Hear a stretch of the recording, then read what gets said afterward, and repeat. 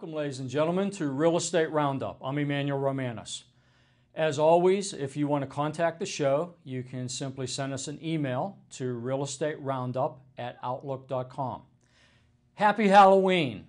It's the month of October, ghouls and goblins, and we're going to talk a little bit about Halloween in our Who Knew section. Today, we're going to speak about mold. That's going to be the topic of the day. And joining me a little bit later is going to be Bill Davis, the owner of Mold Men of Pittsburgh. But first, let's get right to our Who Knew section. And again, it deals with Halloween. And what we're going to look at is the origin of Halloween. When did Halloween begin? And what is the relevancy of candy being given out to youngsters during the Halloween tradition? So stick around and we'll be right back.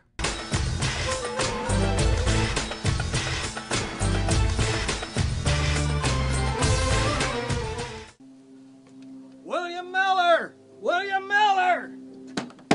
William Miller, come forth!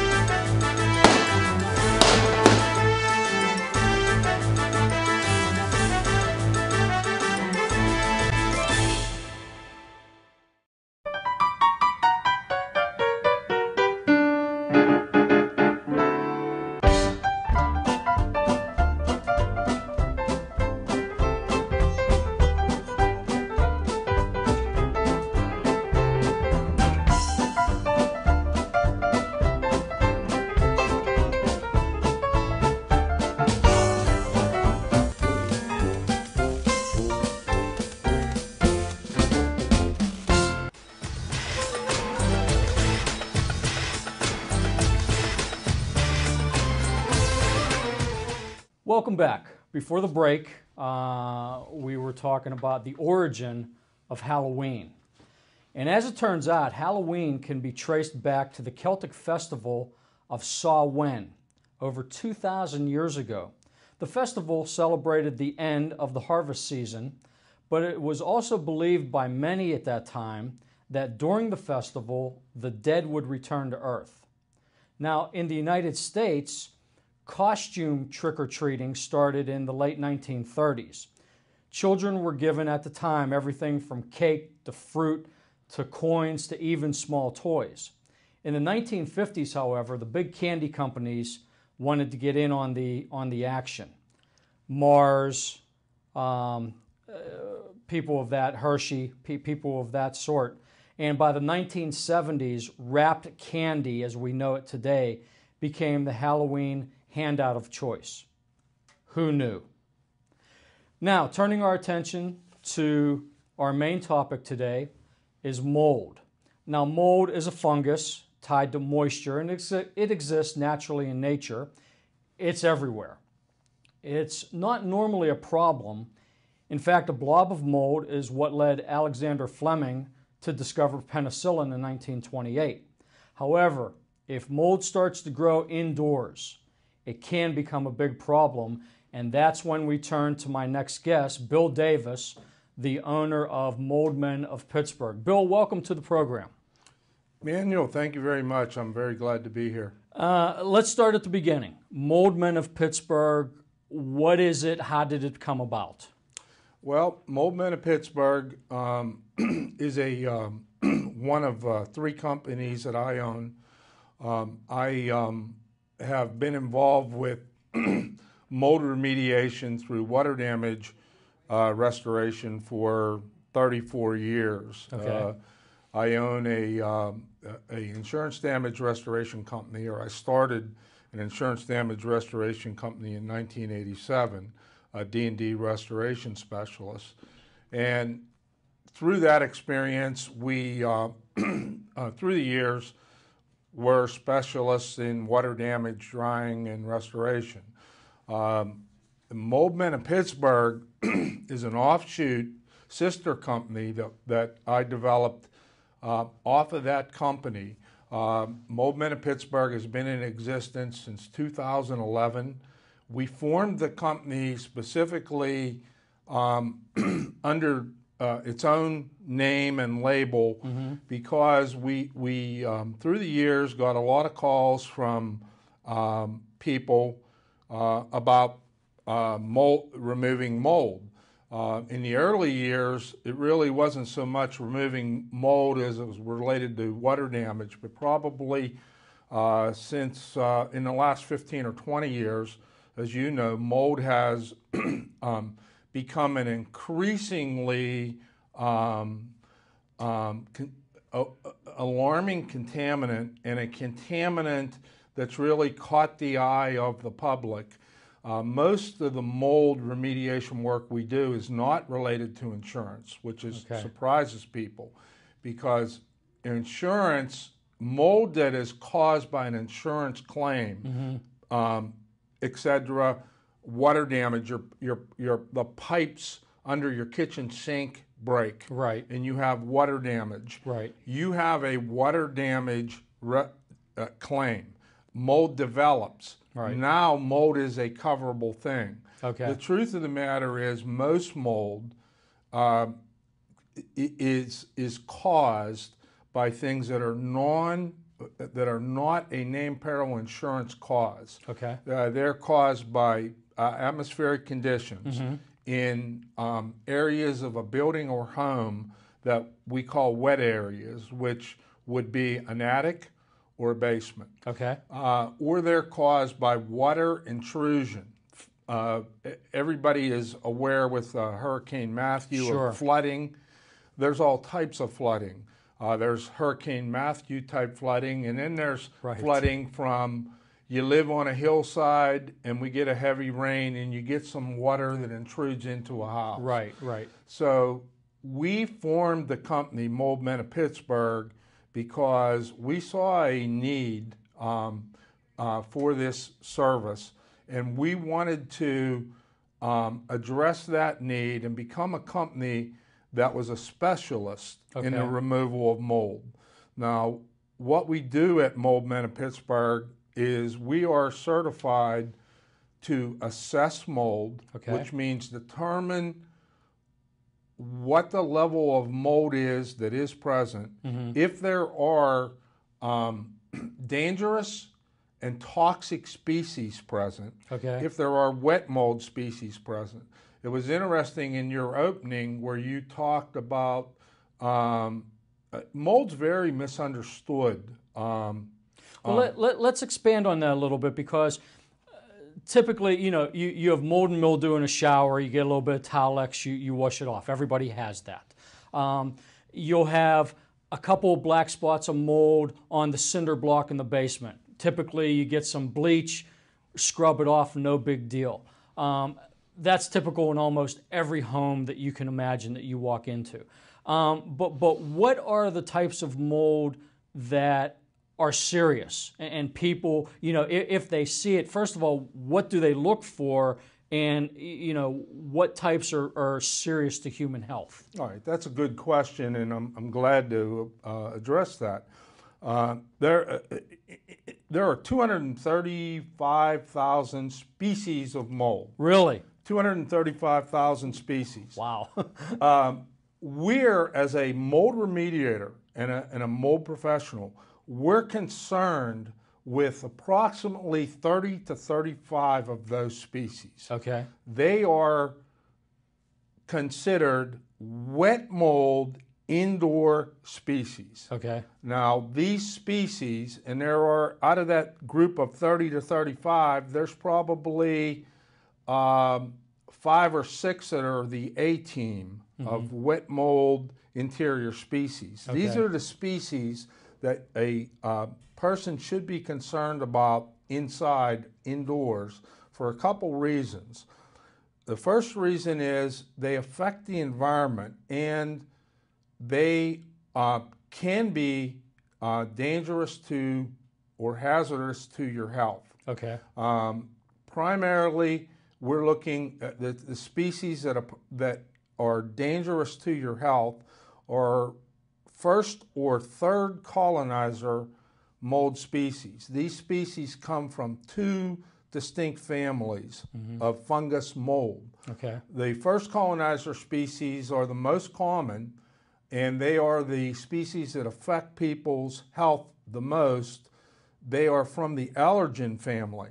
So people with allergies, asthma, those conditions, they're aware of those, but Okay. they tend to affect respiratory conditions. Okay. The third colonizers, which we call the bad guys, Okay. those are also misunderstood, and they're most often referred to, the layman, the general public will think of those as black mold. Okay.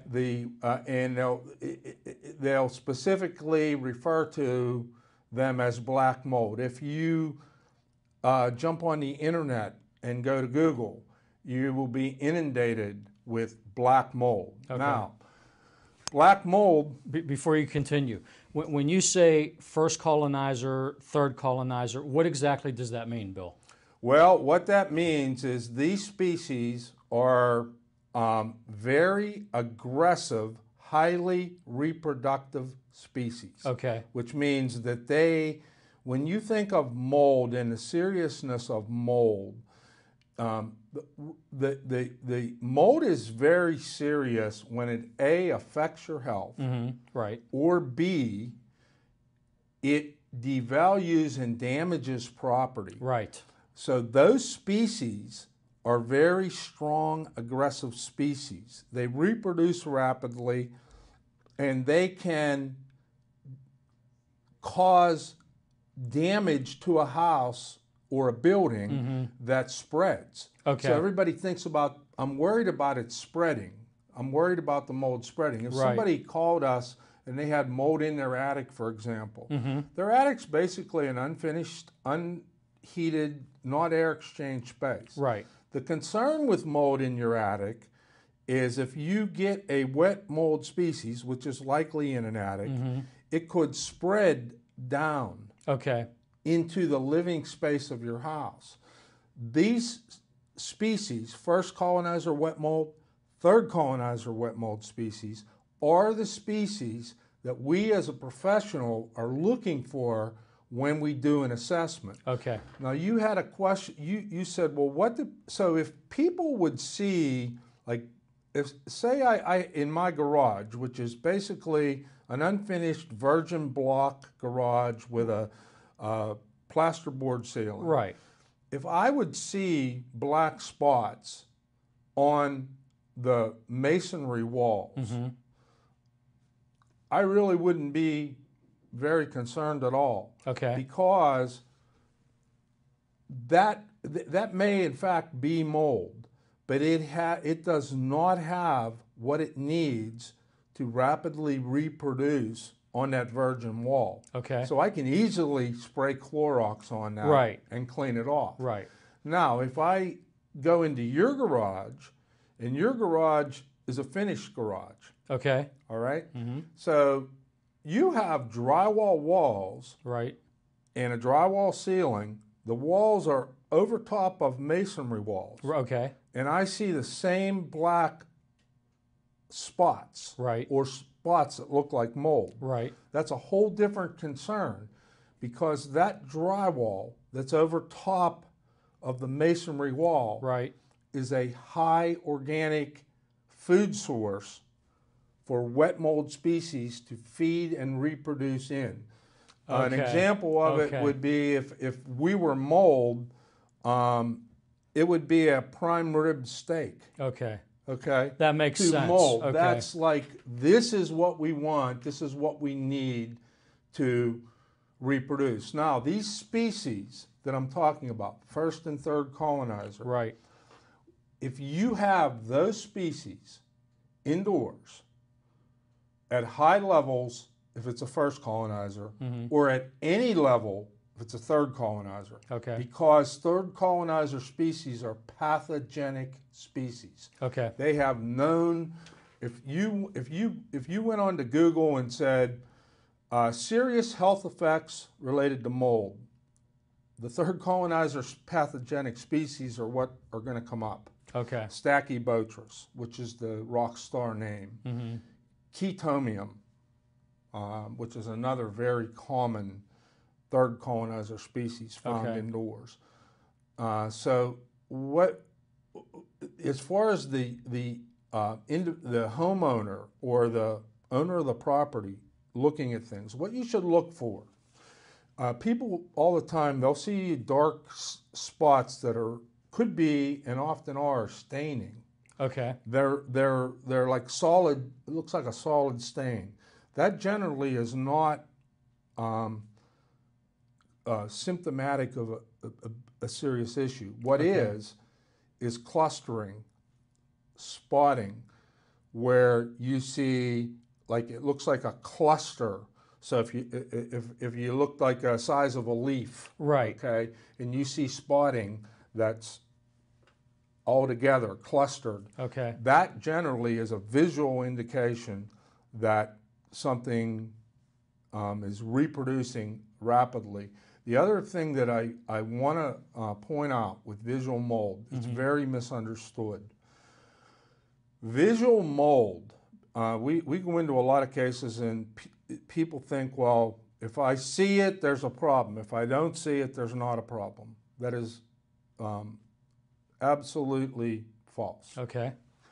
Visual mold is the last advanced stage of many stages of mold.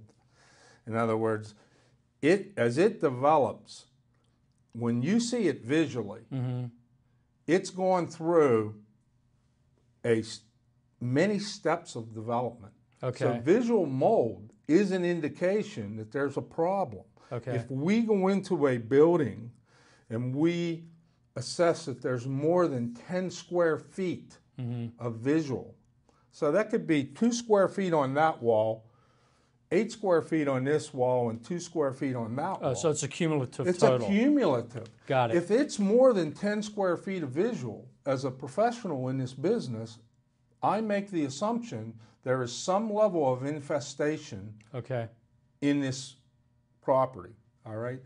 So visual, and the other thing is, it's a known scientific fact that there are somewhere between 10 times and 100 times the amount of infestation of mold more than what you can visually see. So if I see 10 square foot on that wall, I can assume that there's live mold infestation in other areas that I can't yet see. Right. So that's, when you think of it that way, with the molds that reproduce rapidly, it's very deceiving. Okay. So this is why, as a professional, we follow, Moldman of Pittsburgh, we're a company that believes in scientific analysis. So we actually offer what we call as pre-investigative assessment, which it does include various forms of testing, be it a core sample test, be it an air test, be it a direct microscopic analysis. And the reason for this is we want to determine what the species is, and what the concentration level is. Now, the concentration level, amounts, measured in parts per million, that tells you how aggressively the mold that's present is feeding. Okay. So that really, or that determines quite a bit about the scientific analysis. Everybody's familiar with, well, if I was having mold remediated in here, okay, I'm going to hire an inspector to come in afterwards and test. Well, that's all important, and that should be done. But it's also important to know what is present before you provide service work. Sure. And that determines whether you need to provide service work, or to what level of service work you need to provide. Now, Bill, is there a way that a layman, the average homeowner like myself, can detect mold that isn't visible, or do you have to do specialized testing to do that? It's very difficult. There are some indicators that laymen can use to detect mold, and those would be if you focus on odor, Okay. fungal odor. If there's a strong fungal odor, Right. that's an indicator that there's live mold that's reproducing in that area. Okay. You have to be careful with that though, because not all mold species produce odor. Oh, Some okay. do. Okay. So you can have a situation that you don't have a strong fungal odor, Okay. and you can't just assume there's no issue. I think the indicator that I would, the most common indicator would be, indicators that I could give people would be odor, Okay. fungal odor. Right. B, you want to look closely at any areas where you suspect water intrusion. Okay. Now, you do have to be careful with that. If I saw a drywall on that wall and I saw mold feeding on it, you got to be very careful in inspecting behind that drywall, because if you have a toxic species or a dangerous species there, All right. you could be releasing it. That's where really you need to get into a professional. Okay. But if you, what a owner of a property should look at is, do I have any evidence of water intrusion? Okay. Do I have any strong fungal odors? Okay. And then the third indicator, which I think is probably the best, is how are the people that inhabit this space, live in this house, work in this space, are any of those people experiencing health-related effects that are generally going to be respiratory? My throat is really dry. Right. My nose is running.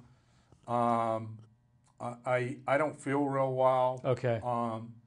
The chances are that indicator is that there's what we call an elevated level of mold Okay. that's affecting that environment. Got it. So those are the things that somebody could do. So there's so many different things. What I would tell people is, with mold, you shouldn't do guesswork. And Mold Men of Pittsburgh, we really stress with people, we're not doing guesswork. It's one of the reasons that we believe in and follow a lot of scientific analysis. Sure. Because another major issue with mold is bad perception. Okay. Mold is, you started off talking about Halloween and the demons and so forth. Well, mold, from a perception standpoint, is a demon. That's true. People freak when they hear or see mold. I see it all the time. They freak. They freak. Yeah. So that is why it's really important to do analysis, to find out, well, because people tend to paint a wide paintbrush. Sure. I talked about 235,000 species of mold. Right. Well, to a lot of people, all mold is the same. Sure. That is not true. You started this session with something that I think is at the leading edge of understanding mold.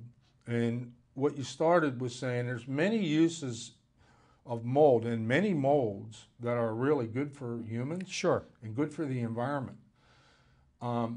It's really understanding the species of mold, identifying those species, and then through the identification of the species, also understanding where they tend to feed. Right. That's where a professional remediator comes in.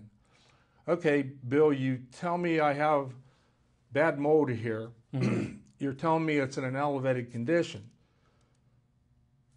What are you going to do? Where do you find it? Right. So we talk about the knowledge and understanding of finding wet feeding sources. That is always determining a concealed source where mold is breeding, which means behind walls, right, in floors, under carpet or under tile.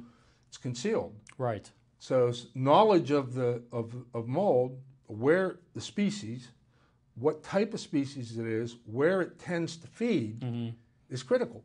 Well, I'll tell you, what you've made very clear today is mold is not something to be trifled with, and it's such a complex issue, you need to call a specialist. So the bottom line, folks, when in doubt, call the Mold Men of Pittsburgh.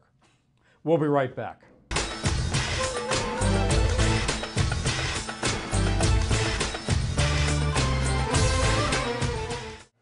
I've shown an interest in making home movies. Me and some buddies would just grab a camera and you just start making these videos, and then you realize at some point that this isn't just a hobby anymore, it's something that you actually want to pursue, and there's this great facility right down the road, BPTV. A lot of people will try to do these productions on their own, and one of the things they don't have is the equipment, you know, but right here is everything that you need in one nice little bundle. There's lights, cameras, reflectors, dollies, all kinds of little knickknacks, like anything that you'd want to use that you would need for a production, you have it right here, like it's all right here. You can make your own feature movie just with the stuff from this studio.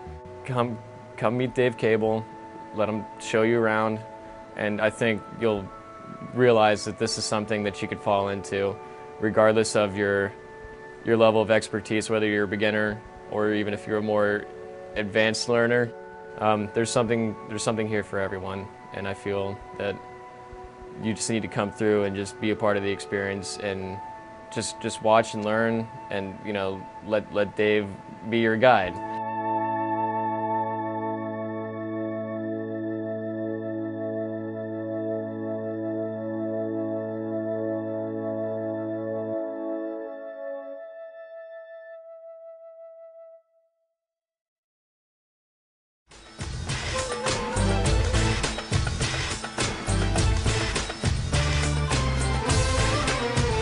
Welcome back, folks. I hope you enjoyed that conversation with Bill Davis of Mold Men. Mold is a fascinating topic, and as Bill and I discussed, it is something that is very misunderstood. Unlike radon, where the majority of people understand what it is and they at least can accept it more, mold is something when people see it, literally they freak. In the real estate business, I see it all the time, and I think it's because it is so misunderstood. So I hope you got a lot of good information out of that. Again, I want to thank Bill for joining me, and happy Halloween. Thanks for watching. Take care.